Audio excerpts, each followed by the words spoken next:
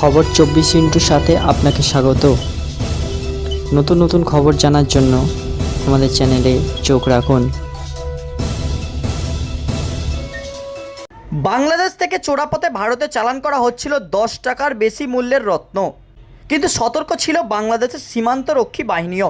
তাদের তাড়া খেয়ে ওই বিপুল সম্পদ সীমান্তবর্তী এলাকায় ফেলে পালালো পাচারকারীরা। বর্ডার গার্ড বাংলাদেশ দাবি করছে বুধবার বিকেলে কুমিল্লার বুড়িচং উপজেলার উত্তর আনন্দপুর এলাকায় সীমান্তের 100 গজের মধ্যে 650 কেজি ইলিশ মাছ বাজেয়াপ্ত করেছে তারা। ভারতে ওই মাছগুলি প্রতি কেজি আনুমানিক 1600 টাকা করে বিক্রি হয়। ফলে বাজেয়াপ্ত মাছের মোট মূল্য প্রায় 10,25,600 টাকা বলে দাবি বিজিবি জানিয়েছে, নিলাম করে ওই মাছ বিক্রি করে সরকারি কোষাগারে সেই অর্থ জমা করা হয়েছে।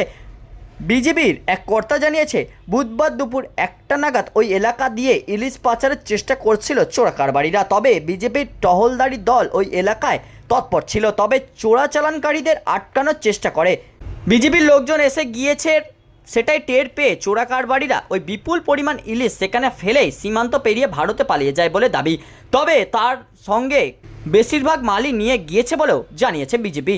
সীমান্ত এলাকায় দুই পার থেকেই চোরা কারবারিরা অন্য দেশে পালিয়ে যায় বলে তাদের ধরা অসম্ভব হয়ে পড়ে বলেও জানিয়েছে বিজিবি।